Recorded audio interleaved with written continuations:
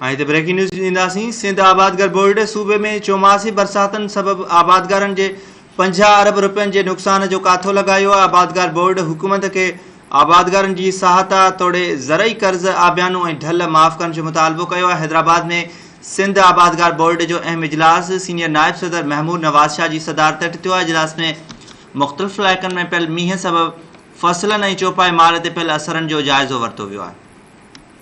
अवां खे आगाह कयूं पिया, ही ब्रेकिंग न्यूज़ आहे। सिंध आबादगार बोर्ड सूबे में चौमासी बरसातनि सबबि आबादगारनि खे 50 अरब रुपयनि जे नुक़सान जो काथो लॻायो आहे।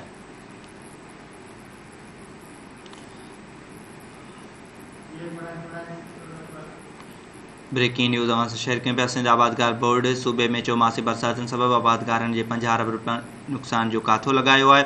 आबादगार बोर्ड हुकूमत खे आबादगारनि जी सहायता तोड़े ज़रई कर्ज़ आबियानू ऐं ढल माफ़ करण जो मुतालबो कयो आहे। हैदराबाद में सिंध आबादगार बोर्ड जो अहम इजलास सीनियर नायब सदर महमूद नवाज़ शाह जी सदारत हेठि थियो आहे।